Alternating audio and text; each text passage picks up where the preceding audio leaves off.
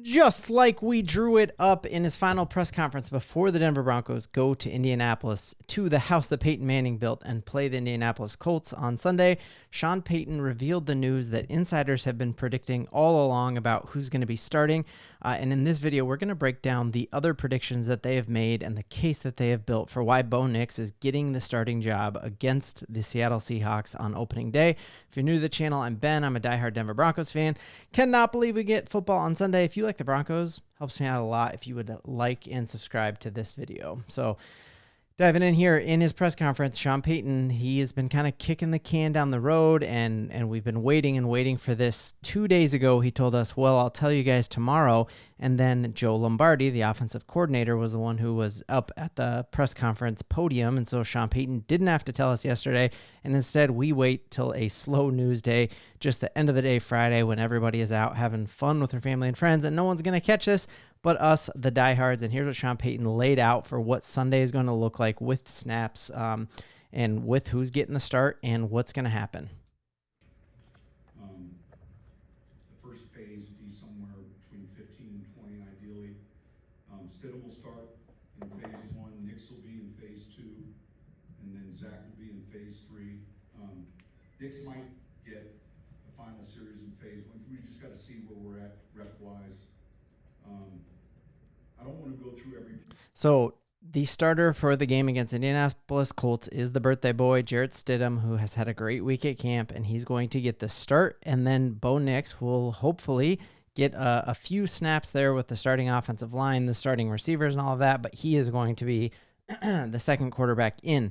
This just really goes back against all the hubbub that was created when the depth chart dropped and he was listed as the third quarterback, because the very next sentence that he says is that next week against the Green Bay Packers, when starters play a lot more than they're going to play on this Sunday, and we have a whole week of joint practices with them, Bo Nix is going to get the first team reps on Sunday against the Green Bay Packers.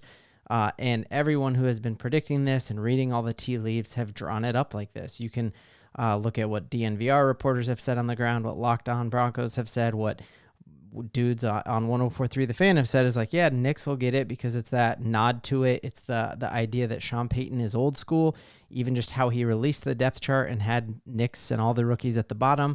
He doesn't want any feeling in this entire locker room that you get a position just because of where you were drafted, and instead he wants everyone to feel like Bo Nix earned this job. So I think that is a really good move if that is what this is all building up to, is Bo Nix getting the start next week against the Green Bay Packers, playing well, playing like we have seen him play in training camp, and then all of a sudden, hey, you earned this job.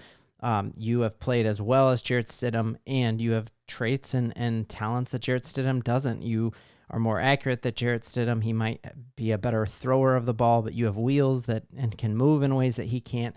And so that's going to be really important to see how all of that kind of plays out. So when it comes to some of the talks about Bo Nix and some of the things that looked really good in the offseason, one of the things that I loved was this drill here that was popularized by Aaron Rodgers. And so take a look here. This was from camp 2 days ago with Nix, and we've talked all about how, he threw over 70% accuracy in college, and the idea was like, oh, well, he only did that with dinking and dunking and throws behind the line. Look at him here at the 50-yard line, and most of us could not even, from the 50-yard line, from the middle of the 50, most of us couldn't even get it to like the 30 on the outside hash. And watch this net sitting in the end zone to the corner, so you're throwing outside the hashes from the middle of the 50-yard line, and just take a look at his accuracy and ability to literally drop it in a bucket.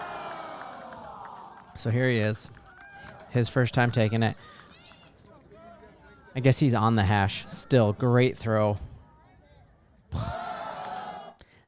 Right, you cannot help but watch that and think of me, right? Like, it's exactly like I sink it every single day to end these videos, right? But just seeing all of the talk about him, hearing what Joe Lombardi, again, an absolute steal of an offensive coordinator here, to have him here, listen to what he has to say about coaching Bo Nix, and this is what leads me to believe that Bo Nix is getting the start against the Seattle Seahawks on September whatever.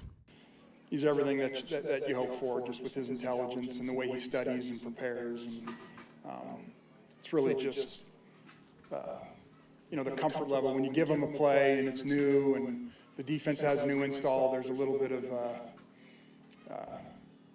not as much confidence when he gets it and you look in his eyes, and then after a couple days when you're running the same plays, you just feel like he's a veteran. So just comfort level. He's everything you would want. So we drafted him at the 12th overall pick in the NFL draft. Like, all of our hopes are in him, and for Joe Lombardi to come out and not hedge and not try to set our expectations lower, but be like, hey, he's everything that you hope for. We have heard time and time again when our different coaches have been asked about other quarterbacks we've had, like they've come out and given political answers about, hey, it's a learning curve in the NFL is great, but we still have high hopes for him, and they hedge, and you hear Joe Lombardi come out and say he's everything that we hoped for. Hearing Bo Nix the other day on the stand being just up there up front and saying the game is slowing down for me each week, and to have the game of football slow down for you in training camp is amazing, because what's it going to be like when he actually starts playing against another opponent? And that is fantastic news for us. Other really good news coming out of training camp is just seeing a lot of national people who've been at other training camps across the NFL just start to talk about the vibes of our camp. And I was listening to a podcast with James Palmer, who goes to, he covered Tom Brady in Tampa Bay and covered Sean Payton when he was in New Orleans. And he talked about how you could almost like close your eyes and listen to Broncos training camp 2 days ago. And he said it sounds exactly like Sean Payton's training camp did in New Orleans. It's competitive. There's hooting and hollering, and guys are talking smack to each other. And Sean Payton's culture is permeating through this building. And so while I would have loved, I'm going to the game against the Indianapolis Colts on Sunday, I would have loved to see Bo Nix running with the ones on Sunday. My son and I are going. But I also love that Sean Payton believes in building this culture, and he does it in an old school way, but it's already working. We're seeing the vibes in training camp. And so I'm trusting Sean that not starting Bo this Sunday and making everyone in the locker room feel that he earned it by going through the same thing that every other quarterback has done is going to help continue to build the trust in this. Other thing got to talk about, because I didn't get a chance to do a video yesterday, was just this incredible Vele catch. I think as I think about what I'm excited to watch in our preseason opener, I cannot wait to watch Devaughn Vele, and this is an Odell Beckham level catch here that he makes one-handed. Just insane catch. We're going to watch this. I think there's a couple million views of this, and I think half of those are from me. Incredible catch, and the future is super bright for this kid. Here he is on the outside. Boom.